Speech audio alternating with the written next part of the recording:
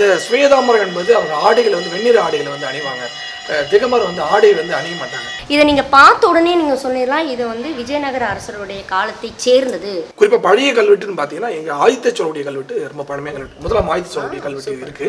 ஒரு தேவரடியால் நம்ம கேட்டுப்படும். பெண்கள் இல்லை, ஆண்களும் தேவரடியா இருந்திருக்காங்க. மற்றவர்களுக்கு துன்பம் தராத ஒரு வாழ்க்கையை வாழ முடியுமா? வாழ்ந்தீர்கள் என்றால் நீங்கள் தான் மகாவீரர்.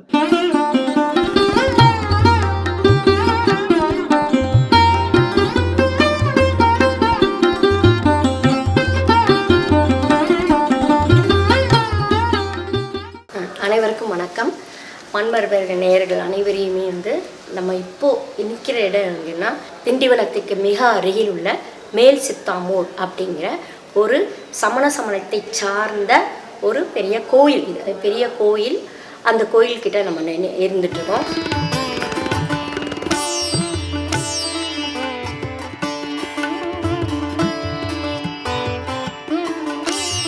நம்மளோட வந்து பேராசிரியர் முனைவர் ரமேஷ் அவங்க நம்மளோட இணைஞ்சிட்டு இருக்காங்க. அவங்கள வந்து வணக்கங்க. நீங்க வந்து எனக்கு தெரியும் நீங்க தான் பேராசிரியர். இவர் வந்து பேரறிஞர் அண்ணா விழுப்புரம் காலேஜில் வந்து அவங்க வந்து இப்போ ப்ரொஃபஸராக ஒர்க் பண்ணிகிட்டு இருக்காங்க. இப்போ எனக்கு என்னன்னாக்க இவரை பற்றி ஒரு சிறப்பு சொல்லணும் அப்படின்னா, இந்த வடநாட்டில் இருக்கிற அத்தனை சமயத்தை சார்ந்த அனைத்து பதிவுகளும் அவர் செஞ்சுருக்கார். ஏன்னா அவருடைய பிஹெச்டி தீசிஸே என்னென்னா நடுநாட்டு சமணம் அப்படிங்கிற ஒரு புத்தகம், நல்ல பெரிய புத்தகம் போட்டிருக்காங்க. மிக அரிய தகவல்கள் வந்து அந்த ஒரு சமயத்துக்கு ஒரு சிறந்த ஒரு கலைக்களஞ்சியமாகவே நம்ம அந்த புத்தகத்தை கருதலாம். அந்தளவுக்கு மிகவும் சிறப்பான ஒரு புத்தகம். ஆழ்ந்த அனுபவம் சொல்கிறத விட அவருடைய இந்த பயணத்தில் ஏற்பட்ட அத்தனையுமே அவர் வந்து அந்த நூலில் பதிவு பண்ணியிருக்காரு. இன்னும் அந்த சமயத்தை நோக்கி நடுநாட்டு சமயம் அப்படிங்கிற ஒரு புத்தகத்தையும் அதை பற்றி அவர் வந்து நிறைய பண்ணிகிட்ருக்கேன் அப்படின்னு அவர் சொல்லியிருக்காரு. மிகச்சிறந்த வரலாற்று பேராசிரியர். வணக்கங்க. நீங்க சிறப்பு சொல்றதுதான் மண்மரபின் நோக்கமே என்னன்னா உண்மையை உண்மையாக விளம்புதல் தான். அதை வந்து நாங்க செஞ்சுட்டு இருக்கோம். நன்றிங்க. மண்மரபு நேயர்கள் அனைவருக்கும் என்னுடைய வணக்கங்கள். இந்த சமண சமயம் வந்து இந்தியாவில் தோன்றிய பல்வேறு சமயங்களில் இந்த சமண சமயம் மிக தொன்மையானது. அந்த வகையில் வட இந்தியாவில் பரவிய இந்த சமண சமயம் தமிழகத்தில் பரவியது. குறிப்பாக கர்நாடகாவிலிருந்து இந்த சமயம் தொடர்ந்து பாண்டிய நாட்டில் முதலில் பரவி அங்கிருந்து தொண்டை மண்டலத்தில் பரவியது என்பதை அங்குள்ள கல்வெட்டுகள், குறிப்பாக மதுரையை சுற்றியுள்ள பொது ஆண்டு முன், அதாவது கிமு 3ஆம் நூற்றாண்டில் பொறிக்கப்பட்ட தமிழி கல்வெட்டுகள் மிக தெளிவாக நம்ம எடுத்து காட்டுகிறது. அதன் பின்னாடி காலத்தில் தான் இந்த தொண்டை மண்டலத்திலே இந்த சமண சமம் பரவியது என்பதற்கு ஆதாரமாக இங்கு பல கல்வெட்டுகளும் இங்குள்ள கோயில்களும் நமக்கு இருக்கிறது. குறிப்பாக பார்த்தீங்கன்னா தமிழ்நாட்டில் அதிக அளவில் சமணர்கள் வாழ்கிற பகுதியாகவும் இந்த தொண்டைமலம் என்ற இந்த பகுதி, அதாவது செஞ்சி சுற்றி உள்ள பகுதிகள், இந்த செஞ்சி பகுதி, வந்தவாசி, திருவண்ணாமலை, காஞ்சிபுரம் போன்ற பகுதியில் மட்டுமே இந்த சமண சமயத்தை பின்பற்றுகிறவர்கள் அதிகமாக வாழ்வதும் இங்கே அவர்கள் சார்ந்த கோயில்கள் இன்றும் இருப்பதையும் நம்ம பார்க்க முடியுது. ஆக இந்த சமணத்தை பொறுத்தவரை பல புரிதல்கள் இன்னும் வரவில்லை. குறிப்பாக இது வட இந்திய சமயம் என்றும் இது வட இந்தியர்கள் வழங்குகிற ஒரு சாமி என்றும் பலரும் தவறான தகவல் சொல்கிறாங்க. ஆனால் இந்த சமணர்கள் தமிழ் மொழி பேசுகிற தமிழ் சமணர்கள் என்பதை நாம் வந்து புரிஞ்சுக்கணும். நிறைய ஏராளமான ஊர்கள் வந்து இன்றைக்கும் சமணர்கள் அந்த சமண கொள்கையோடு வாழ்கிற சமணர்களை நம்ம பார்க்க முடியும். அந்த வகையில் இந்த செஞ்சி பகுதியில் முழுதும் பார்த்தீங்கன்னா அந்த சமண சமயம் ஒரு பரந்துபட்ட ஒரு சமயமாக இருந்திருக்கிறது என்பதை இங்குள்ள கல்வெட்டுகளும் இங்கே இருக்கிற படுக்கைகளும் கோயில்களும் நமக்கு பல சான்றுகளை நமக்கு எடுத்துக்காட்டும் விதமாக அமைகிறது. குறிப்பாக இந்த சித்தாமூர் என்பது செஞ்சிக்கு அருகில் உள்ள ஊர். இந்த சித்தாமூர் தான் பார்த்தீங்கன்னா தமிழகத்தில் உள்ள திகம்பர பிரிவு சமணருக்கு ஒரு தலைமை மடமாக இருப்பது இந்த மேல் சித்தாமூர். குறிப்பாக நாம் முன்னாடி பார்த்த தொண்டை மண்டலத்தில் அது பாண்டிய நாட்டில் பரவிய இந்த சமண சமயம் பக்தி இயக்கத்துக்கு பின்னாலே அது சற்று வீழ்ச்சி அடைந்து அதன் பிறகு இந்த தொண்டை மண்டலத்தில் பரவலாக பரவி இருக்கிறது. என்ன காரணம் என்றால் இந்த தொண்டை மண்டலம் பகுதியில் குறிப்பாக செஞ்சி போன்ற திருக்கோளூர், திருவண்ணாமலை பகுதியில் பார்த்தீங்கன்னா மலைகள் வந்து அதிகமாக இருக்கிற பகுதிகள். இந்த மலைகள் அதிகமாக இருந்த நிலையிலே இந்த சமண துறவிகள் அறநூறுக்கு ஏற்ற வகையில் இந்த குன்றுகள் இருந்தது. எனவே தான் இந்த சமண முனிவர்கள் இங்கு உள்ள மலைகளில் வந்து அவர்கள் தங்கி சமூகத்துக்கு பல்வேறு பணிகளை அவங்க செஞ்சுருக்காங்க. குறிப்பாக வந்து மருத்துவ பணிகள், கல்விதானம் போன்றவற்றை செஞ்சுருக்காங்க என்பதை இங்குள்ள கல்வெட்டுகள் நமக்கு தெளிவாக எடுத்துக்காட்டுவதை நம்ம பார்க்க முடியுது. அந்த வகையில் ஒரு முக்கியமான பகுதி தான் இது.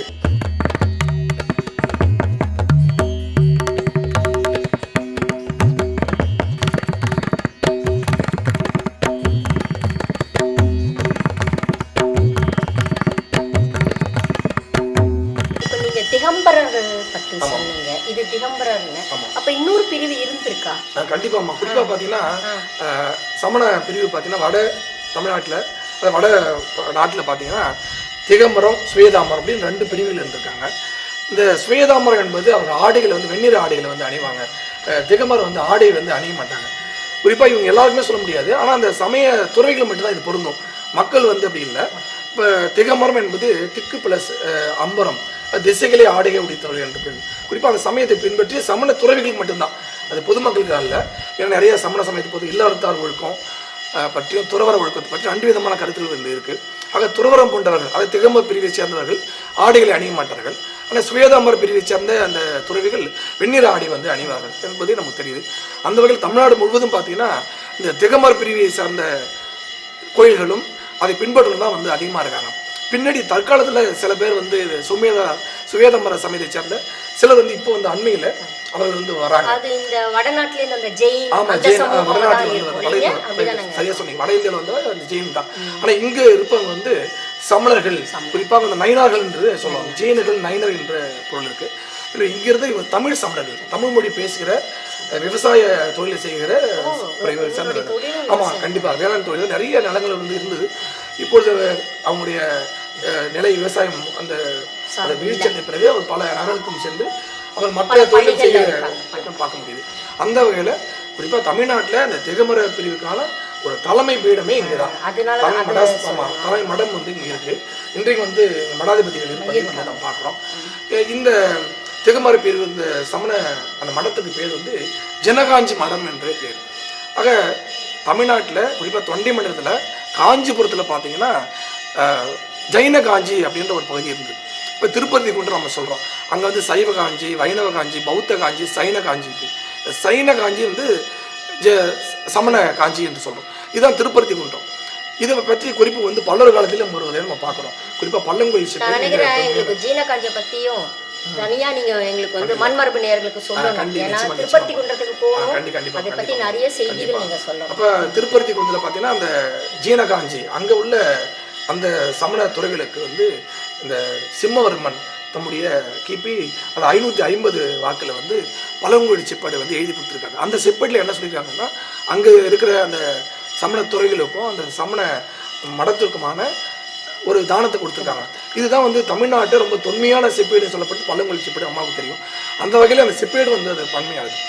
அது மட்டும் இல்லை, தமிழ்நாட்டில் உள்ள கல்வெட்டுகள் குறிப்பாக சமண கல்வெட்டு எல்லாமே ரொம்ப தொன்மையானது. தமிழ் மொழிக்கும் தமிழ் எழுத்து வளர்ச்சிக்கு ரொம்ப முக்கியமான ஒரு கல்வெட்டு நம்ம சொல்கிறோம்.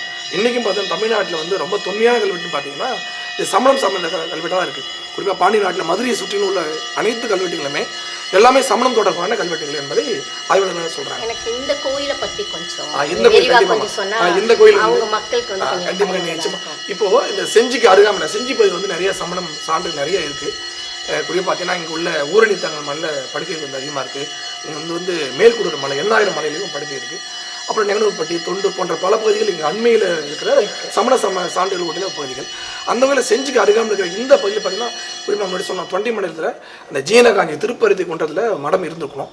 அந்த மடம் வந்து பின்னால் அழிக்கப்பட்டு 16ஆம் நூற்றாண்டுக்கு பிறகு அந்த மடம் வந்து இங்கேயே மாற்றப்பட்டு இருக்க வேண்டும். எனவே தான் இதுக்கு பேர் இன்றைக்கும் ஜீனகாஞ்சி மடம் என்றே சொல்கிறோம். இப்போ ஜீனகாஞ்சி என்பது அங்கே இருந்த பகுதி. அப்போ 14ஆம் நூற்றாண்டுக்கு பின்னாலே அந்த மடமானது இங்கே மாற்றிருப்பது தெரியுது. இந்த ஜீனகாஞ்சியில் பார்த்தீங்கன்னா இந்த ஜீனகாஞ்சி மடம் என்று அழைக்கப்படும் இந்த மேல் சித்தாமூரில் திகம்பர சமணப்பினுடைய தலைமை மடம் என்று நம்ம சொன்னோம். இதை வந்து 14ஆம் நூற்றாண்டில் வீர சேனாச்சாரியார் தான் இதை தொடங்கி வச்சிருக்காரு.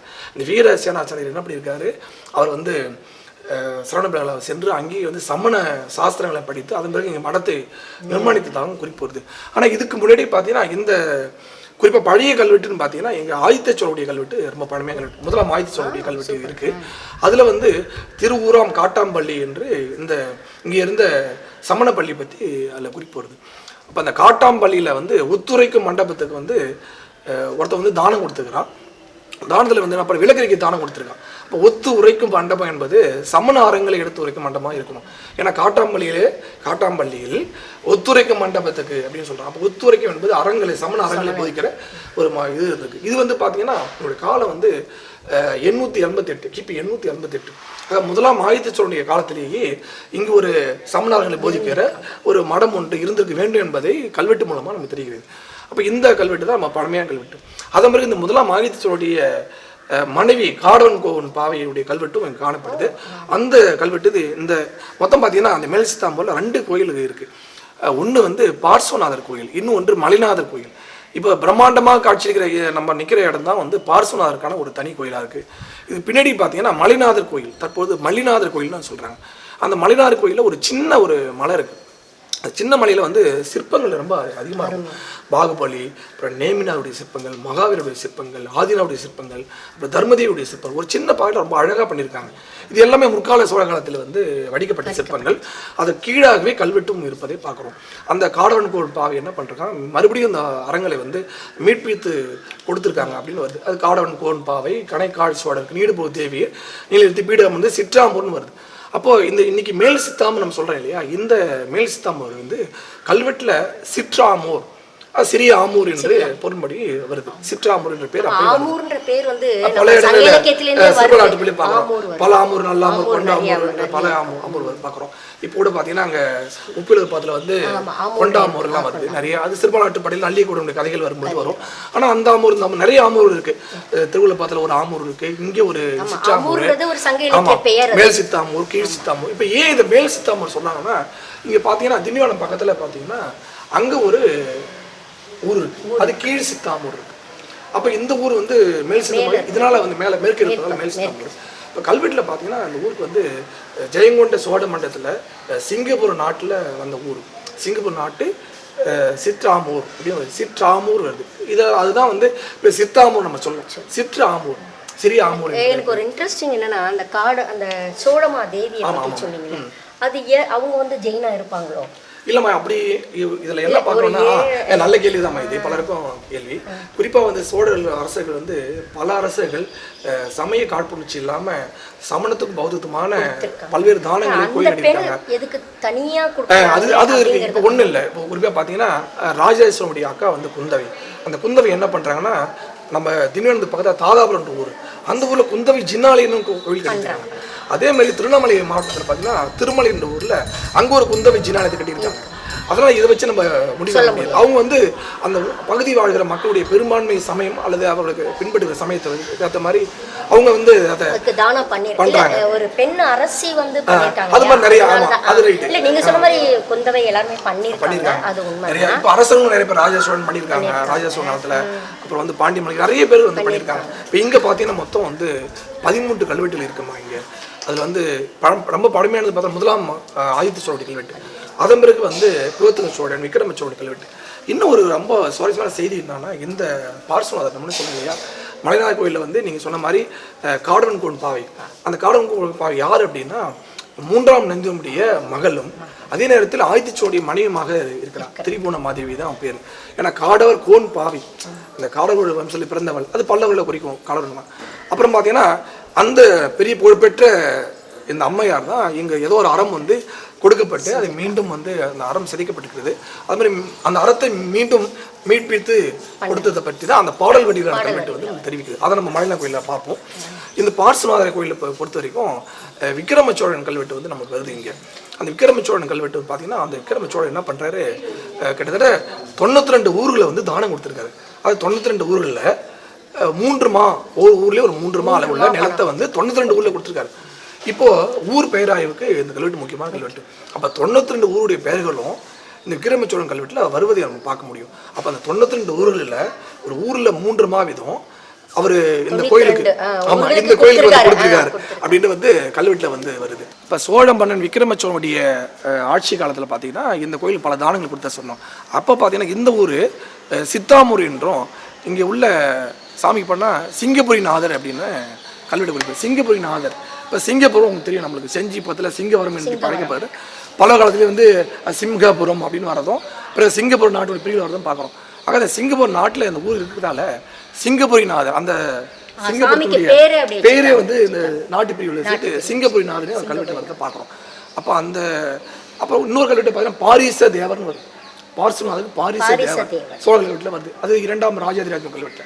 அப்போது 1ஆம் ஆதித்த சோழன், அதன் பிறகு பார்த்தீங்கன்னா குலோத்துங்க சோழன், 2ஆம் குலோத்துங்க சோழன், அதன் பிறகு விக்ரம சோழனுடைய கல்வெட்டு பார்க்குறோம். அப்புறம் 2ஆம் ராஜாதிராஜன் கல்வெட்டு வருது. அப்புறம் பார்த்தீங்கன்னா சம்புராவுடைய கல்வெட்டு வருது. இப்போ சம்புராய கல்வெட்டு வந்து பார்த்தீங்கன்னா ஒரு தேவரடியால் நம்ம கேட்டுப்போம். பெண்கள் இல்லை, ஆண்களும் தேவரடியாக வந்திருக்காங்க. அப்போது இந்த ராஜகம்பீர மாராயன் அப்படின்ற ஒரு தேவரடியார், பெண் தேவரடியை பற்றி நம்ம பல கல்வெட்டு வரதை பார்க்குறோம். அந்த தேவரடியோட பணிகள் பற்றி பார்க்குறோம். ஆனால் இந்த கோயிலில் பார்த்தீங்கன்னா ஆண் தேவரடியாக இருந்திருக்காங்க. அதுதான் ரொம்ப ஆச்சரியம். அது ராஜகம்பீர தேவராயன் வருது கல்வெட்டில். அவருடைய மனைவி பார்த்தீங்கன்னா இந்த சித்தாமூரை வந்து இந்த கோயிலுக்கே வந்து தீர்க்கமானியமாக அவங்க வாங்கி தராங்க இந்த பாரிச தேவருக்கு. அது ரொம்ப ஒரு சுவாரஸ்யமான செய்தியாக வருது. அப்போ இந்த கோயிலில் ஒரு தேவரடியாராக இருந்த ஒரு ஆணுடைய மனைவி தேவர மகள் பேர். அந்த அம்மா வந்து என்ன பண்ணுறாங்க, இந்த சித்தாமூரை வந்து இந்த பாரிச தேவருக்கு தீர்க்க மானியமாக வாங்கி கொடுத்தாங்க அப்படின்னு கல்வெட்டு வரதையும் நம்ம பார்க்க முடியும். இப்படி பல்வேறு வரலாற்று தகவலை கொண்ட ஒரு ஊராகவும் ஒரு கோயிலாகவும் தான் இங்கே 2 கோயில் இருப்பதை நம்ம பார்க்குறோம்.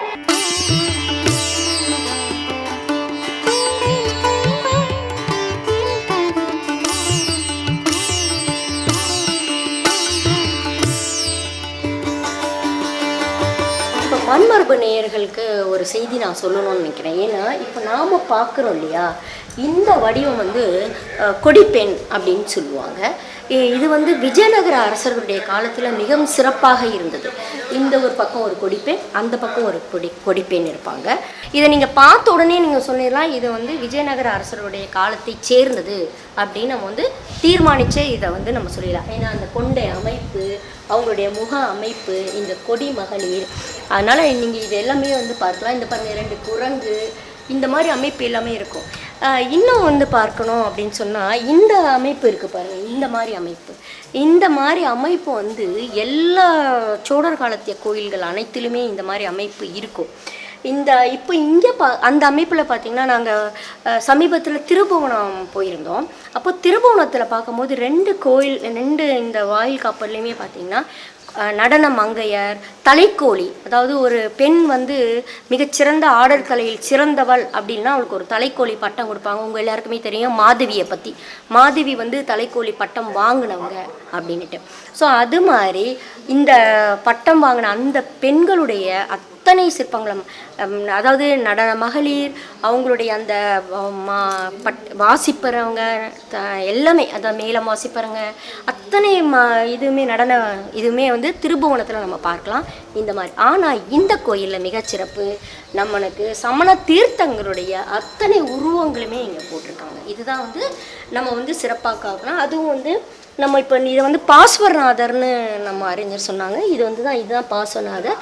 5 தலையோடு இருக்கும், அந்த நிற்கிற கோலத்தில் இருப்பாங்க. இது வந்து திகம்பர அரசர்கள் அப்படிங்கிறது, திகம்பரத்தை சேர்ந்த அந்த சமண சமயம் அப்படிங்கிறதுனால அந்த திகம்பர உருவங்கள் தான் அனைத்துமே இருக்குது. இந்த 2மே வந்து சமண சமயத்தை சார்ந்த சிற்ப தொகுதிகள் இங்கே இருக்குது. இது பாருங்க, இங்கே கல்வெட்டுகள் இருக்குது. இது வந்து இந்த கொஞ்சம் பிற்காலத்தை சேர்ந்த, நான் சொன்ன இந்த விஜயநகர அரசர்களுடைய காலத்தை சேர்ந்த ஒரு கல்வெட்டு தான். இந்த கல்வெட்டு வந்து கிரந்தத்துலேயும் தமிழ்லேயும் இருக்குது. இது பாருங்கம்மா, இதெல்லாம் வந்து கிரந்தம் தமிழ் இந்த எழுத்துக்களில் இது இருக்குது. இது வந்து 2 துவாரபாலகர்கள். நம்ம பொதுவாக சொல்லுவோம் நம்மளுடைய சைவ சமயம் வைணவ சமயத்தை சேர்ந்த அந்த இதில் அம்பாள் சன்னதி இங்கெல்லாம் தான் வந்து உங்களுக்கு துவாரபாலகர்கள் இருக்குன்ட்டு. இங்கேயும் பார்த்திங்கன்னா துவாரபாலகர்கள் இங்கே 2 பக்கத்துலேயே இருக்காங்க.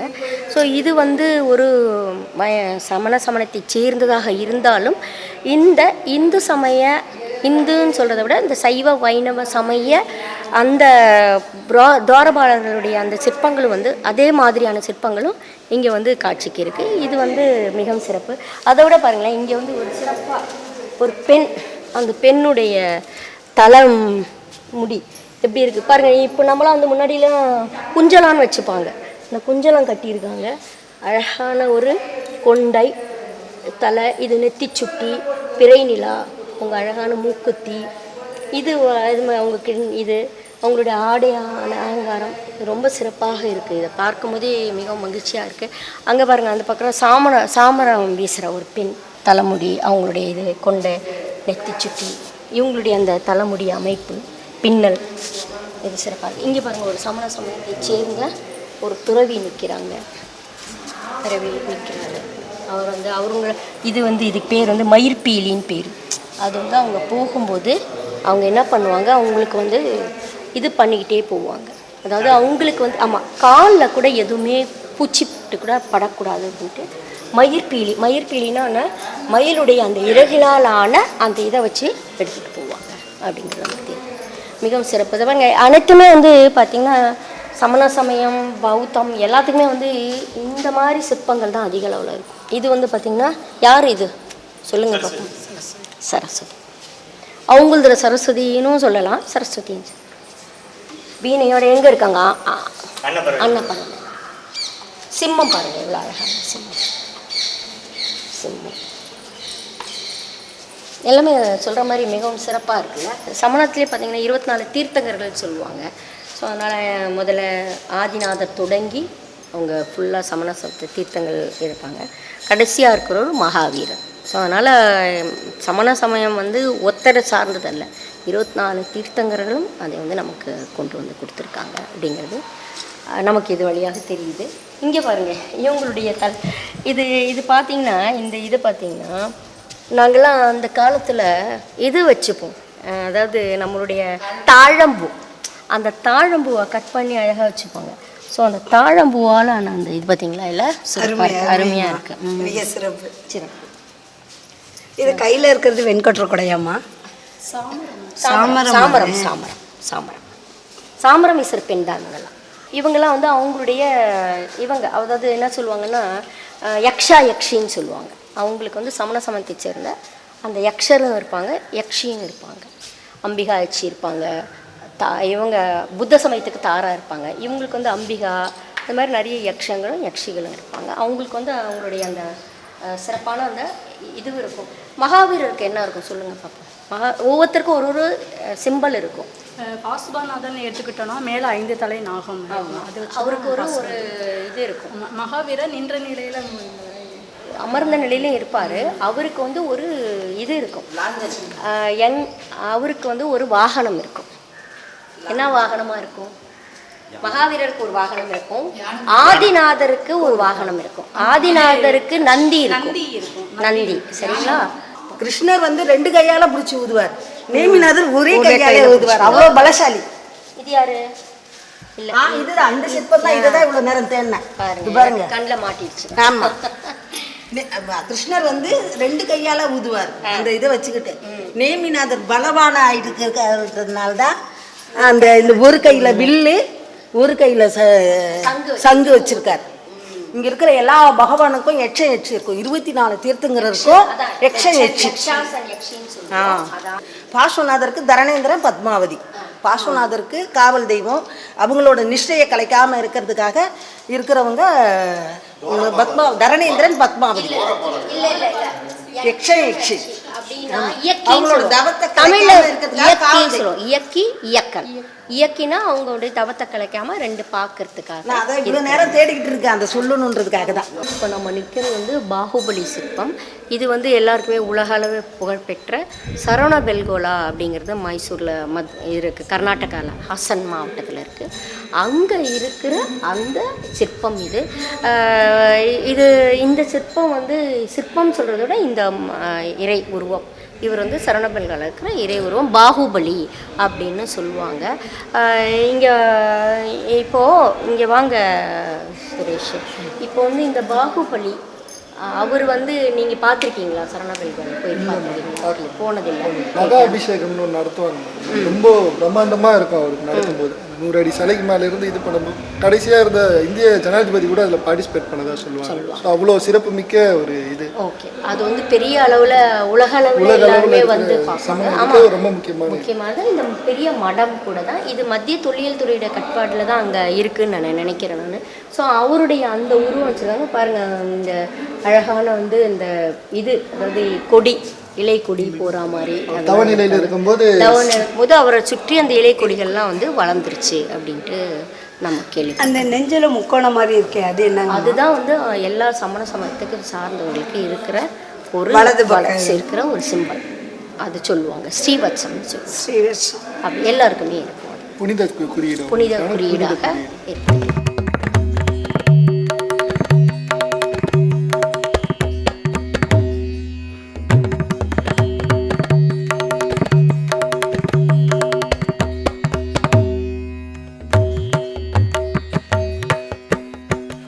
இந்த ஜனாலயத்தினுடைய வரலாறு ராஜா தேசிங்குடைய காலகட்டத்திலே உருவாக்கப்பட்டது. மூலவர் பாரிசநாதர் 23வது தீர்த்தங்கரர். 24 தீர்த்தங்கரோடு அவர் அருள் பாலித்துக் கொண்டிருக்கின்றார். ரிஷப, அஜித்த, சம்பவ, அபிநந்தன, சுமதி, பத்மபிரப, சுபாரிச, சந்திரபிரப, புஷ்பதந்த, சீதல, ஸ்ரீயாம்ச, வாசுபூஜ, விமல, அனந்த, தர்ம, சாந்தி, குந்து, அற, மல்லி, முனீஸ்வர, நமி, நேமி, பார்ச, வர்த்தமான என்று சொல்லப்படுகின்ற அழைக்கப்படுகின்ற 24 தீர்த்தங்கரர். அதாவது அவர்கள் எல்லாம் மனிதர்களாக இருந்து தன்னுடைய காதி அகாதி கர்மங்களை, அஷ்ட கர்மங்களை அழித்து மேன்மை பெற்று முக்தி அடைந்தார்கள். அவர்களை தான் நாங்கள் கடவுளாக வழிபடுகின்றோம். கடவுளாக ஏன் வழிபடுகிறோம் என்று சொன்னால், அவர்கள் காட்டிய அகிம்சை வழியில் நாங்களும் பயணிக்க வேண்டும் என்று சொல்லி அவருடைய மார்க்க பிரபாவனையை ஏற்றுக்கொண்டு நாங்கள் வழி நடக்கின்றோம். இது ஒரு மதம் அல்ல, நன்னெறி மார்க்கம். இது ஒரு இனத்தவருக்காக சார்ந்தது அல்ல, அனைத்து ஜீவராசிகளுக்கும் உரியது. மனித கதிக்கு மட்டும் அல்ல, மனிதர்களுக்கு மட்டும் அல்ல, அத்தனை ஜீவராசிகளுக்கும் உரிய ஒரு கோட்பாடு. வாழு வாழ விடு என்று சொல்லுகின்ற மகாவீரருடைய அரும் தத்துவத்தை இங்கே கைக்கொண்டு நாங்கள் வாழ்க்கையை வாழ்ந்து கொண்டிருக்கின்றோம். இந்த ஜனாலயம் 5 ஏக்கர் பரப்பளவிலே அமைக்கப்பட்டுள்ளது. இந்த மூலவர் இந்த துவஜஸ்தம்பம் 52 அடி உயரமுடைய இந்த துவஜஸ்தம்பம், இதற்கு தொடர்ந்து மானஸ்தம்பம், அதை அடுத்தாற் போல பாகுபலி, பகவான் பாகுபலி, நேமிநாதர், உள்ளே இருக்கின்ற நேமிநாதர், ஜனாலயத்திலே நேமிநாதர் ஒருவர் வீற்றிருக்கின்றார். அவர் 3000 ஆண்டுகள் பழமை வாய்ந்த அந்த மூர்த்தி சிலை. இங்கே 1000 ஆண்டுகள் ஆயிடுச்சு. மெரினா பீச்சில் இந்த மூர்த்தி சிலையானது கிடைத்தது. இப்போ அந்த மூர்த்தி இருந்த இடத்துல இப்போ சாந்தம் சர்ச் இருக்குது. அதுக்கு முன்னே ஒரு இந்து கோயில் இருந்தது. அதுக்கு முன்னே நேமிநாதருடைய பகவான் கோயில் இருந்தது. ஸோ இந்த ஜனாலயத்தை பொறுத்த வரைக்கும் ஆண்டுக்கு ஒரு முறை பிரம்மோற்சவ திருவிழா நடத்துகிறாங்க. அதில் மகாவீர் ஜெயந்தி நடுநாயகமாக மகாவீர் ஜெயந்தி வரும். அந்த மகாவீர் ஜெயந்தியில் பார்சநாதரை திருவிதி விழா ரதோத்சவமாக பெரிய ரதத்திலே, தென்னிந்தியாவிலே திங்கம்பர ஜெயின் மடங்களிலே இருக்கின்ற பெரிய தேர் என்று சொன்னால் அது மேல்சித்தாமூர் தேர் மட்டும்தான். அப்படிப்பட்ட அந்த தேர் திருவிதி விழா வரும் ஒரு நாள். அன்றைக்கு மிக பெருவாரியான மக்கள் தரிசனம் செய்து கண்டுகளிப்பார்கள், தேர் எடுத்து கண்டுகளிப்பார்கள்.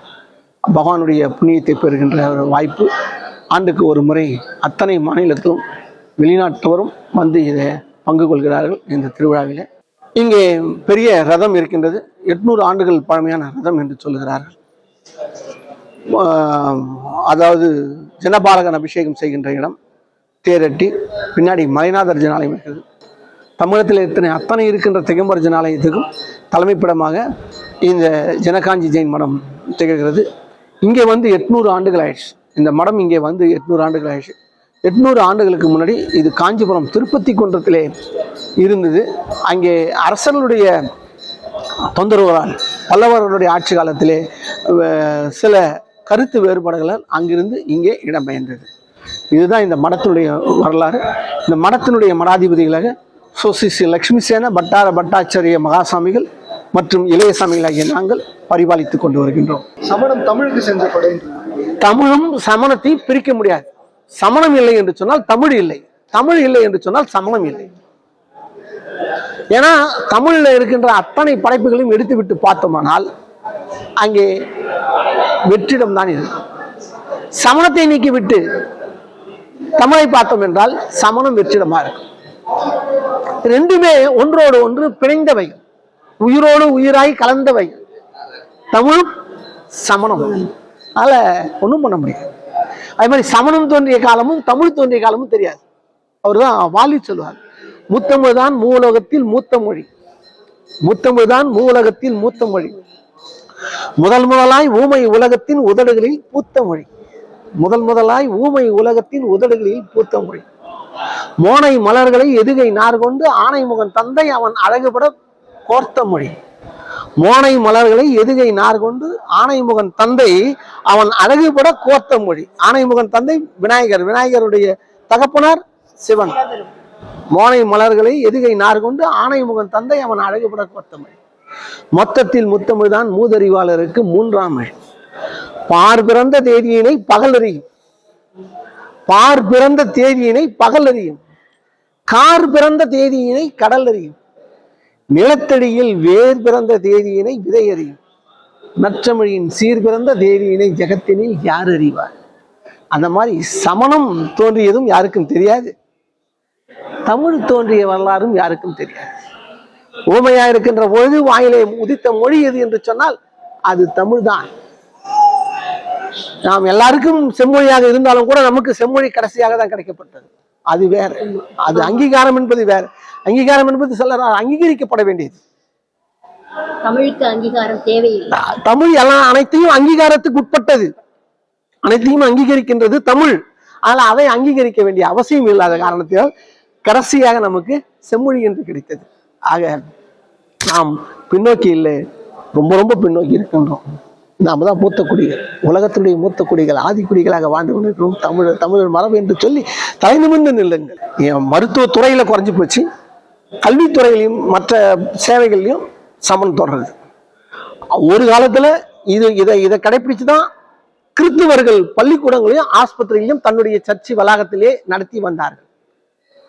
ஆனால் அவர்கள் அது ஒரு குறிப்பிட்ட இடத்தில் தள்ளினார்கள். ஆனால் சமணர்கள் அப்படி இல்லை. மலைதோறும் குன்றுகள் தோறும் சென்றுமிடம் எல்லாம் பள்ளிக்கூடங்களையும் இந்த ஔஷத தானம் என்று சொல்லப்படுகின்ற மருத்துவத்தையும் செய்து வந்தார்கள். ஆக நாணக்கண்ணை திறந்தார்கள், உடலுடைய ரோகத்தை குறைக்கிறதுக்கான முயற்சி செய்தார்கள். அவர்கள் செய்து கொண்டுதான் இருக்கிறார்கள், இன்றைக்கும் செய்து கொண்டிருக்கிறார்கள். இங்க சமாத்தை பொறுத்த வரைக்கும், ஜெயின தர்மத்தை பொறுத்த வரைக்கும் அனைக்காந்தவாதம், ஏகாந்தவாதம் கிடையாது, அனைக்காந்தவாதம். பல கொள்கைகளை கோட்பாடுகளை ஒன்றா உடையது. ஆனால் வெறும் முக்கியமான ஒரே ஒரு கோட்பாடு அகிம்சை. அகிம்சோ பரம தர்மம் என்று சொன்னார்கள். அகிம்சை தான் பரம தர்மம். தர்மத்துக்கெல்லாம் தலையாய தர்மம் எது என்று சொன்னால் அகிம்சை. அகிம்சையோடு வாழ்வதுதான் வாழ்க்கை. ஹிம்சை செய்யக்கூடாது. அந்த அகிம்சையை கடைபிடிக்கிறது தான் கஷ்டம். எல்லாரும் எல்லா விஷயம் செய்யலாம், எல்லாரும் வேண்டுதல் செய்யலாம், 108 முறை கோயிலை சுத்திட்டு வந்துடலாம், மொட்டை அடிச்சுக்கலாம், காது குத்திக்கலாம், இல்லை என்ன வேணாலும் பிரார்த்தனை செய்துக்கலாம். ஆனால் மற்றவர்களுக்கு துன்பம் தராத ஒரு வாழ்க்கையை வாழ முடியுமா? வாழ்ந்தீர்கள் என்றால் நீங்கள் தான் மகாவீரர், நீங்கள் தான் பார்சநாதர், நீங்கள் தான் ரிஷபநாதர், ஆதிநாதர். என்னைக்கு நீங்கள் அகிம்சை நெறியிலே ஒரு ஜீவனுக்கும் துன்பம் தராமல், நாங்கள் இந்த பிஞ்சம் வைத்துக் கொண்டிருக்கின்றோம், நாங்கள் வழிபாதைகளை செல்லும் போதெல்லாம் 4 அடி நாங்கள் பார்த்து செல்ல வேண்டும். எறும்புக்கு கூட துன்பத்தை இம்சை விளைவிக்காத மாதிரி செல்ல வேண்டும். அது மாதிரிதான் எல்லா ஜீவராசிகளையும் நாம் பரிபாலிக்க வேண்டும். அந்த சமத்தா பாவனையோடு வரணும். இதில் உயர்ந்தவர்கள் தாழ்ந்தவர்கள் என்று இல்லாமல் எண்ணங்களை உயர்வாக்கி குணங்களை தனதாக்கி இந்த ஒழுக்கத்தை கடைபிடித்து வாழ்ந்தோமானால் நாம் நிச்சயம் சமண நெறியை கடைபிடிப்பதாகவும் நாம் சமணர்கள் தான். இதில் சமணராக பிறக்க வேண்டிய அவசியம் கிடையாது, சமணராக வாழ வேண்டும். நான் சமணன் என்று சொல்லிக் கொள்வதில் பெருமிதம் கிடையாது, நான் சமனாக வாழ்வதில் தான் எனக்கு பெருமிதம் இருக்கின்றது. அதே போல அகிம்சை நெறியில் வாழ்வதுதான் வாழ்க்கை என்று சொல்லி உங்களை அனைவரையும் வாழ்த்தி மகிழ்கிறேன்.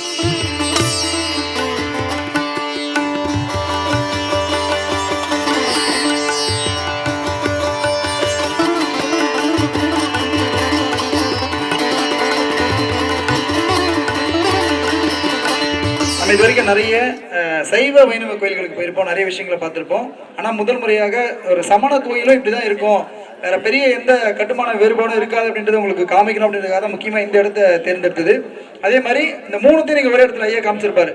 சிலம்ப குமுதம், முப்பட்டை குமுதம், விருத்த குமுதம். இந்த 3த்தையும் ஒரே இடத்துல நீங்கள் எளிமையாக புரிஞ்சுக்கலாம்.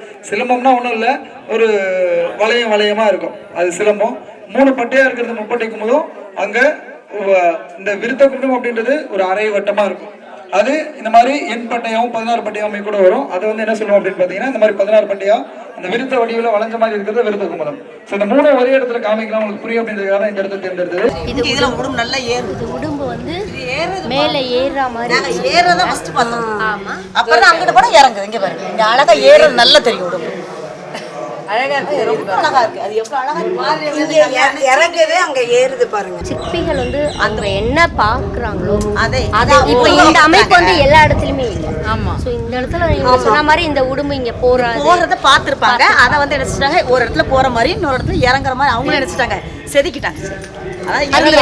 அந்த காலத்துல இல்ல நம்ம இந்த மாதிரி நீர்நிலைகள் இருக்கிற இடத்துல அந்த மீன் போடுவாங்க, நத்தை போடுவாங்க, இதெல்லாம் பேர் என்ன நண்டு இதெல்லாம் கூட போடுவாங்க. நிறைய உடும்பு கூட நீங்க போட்டீங்கன்னா அதை பிடிச்சி ஏறலாம். ஆமா ஏறலாம். ஆமா அந்த காலத்துல திருடர்கள் அதுக்கு தான் பயன்படுத்தினாங்க சொல்லுவாங்க. மாடி மேல கோவில் கட்டுறது கூட இல்ல அந்த காலத்துல அதுக்கு சொல்றாங்க. இவங்க கட்டுறதுக்கு கூட மேல போட்டுட்டு அதுக்கு கூட இது பயன்படுத்தும். உடும்பு பிடின்னு சொல்லுவாங்கல்ல, உடும்பு பிடி. இங்க வந்து அது ஏறுது, அங்க கீழே இறங்குற அருமையான முறை. இது அதுதான் நல்லா தெரியுது. தர்மதேவி தேவி தேவி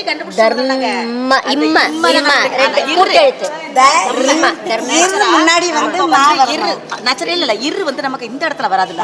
இரு வந்து கிரந்தத்துல இரு மெய்யெழுத்தை முதலாக வைத்து உயிர்மெய்யெழுத்தை படிக்கணும். இருங்கிறது பக்கத்துல தான் வரும். இருங்கிறது இந்த இடத்துல வரும், மேல வரும், இப்படி வரும், இப்படியும் வரும், இவ்வளவுதான் வரும். ஆமா அவ்வளவுதான் வரும். அதான் தர்ம இரு, அதான் தர்ரு. அவர் சார் ஐயா சொல்லி கொடுத்தது மேல இரு இவ்வளவுதான். ஃபர்ஸ்ட் நம்ம தர்மங்க படிக்கும் போது த போட்டு இர போட்டுட்டு தான் மே படிக்கணும். அதைத்தான் நான் சொல்றேன், புரியுதுங்களா? மெய்யெழுத்தை முதலில் உச்சரித்து உயிர்மெய் எழுத்தை அடுத்தது பாருங்க த இர முதல்ல உச்சரிக்கணும். மேக்கு அப்புறம் தான் இர் வரும். இரை இங்க போட்டு உச்சரிக்கணும். த இர் ம தர்ம தே தர்ம தேவி தேவி ரெண்டுமே இருக்கு.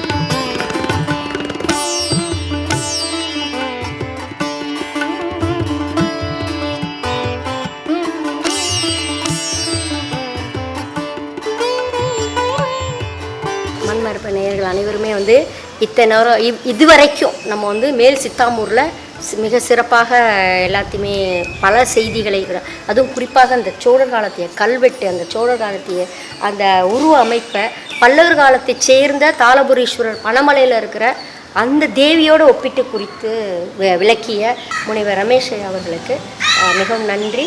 மண்மரபின் சார்பாக நன்றி தெரிவித்துக்கிறேன்.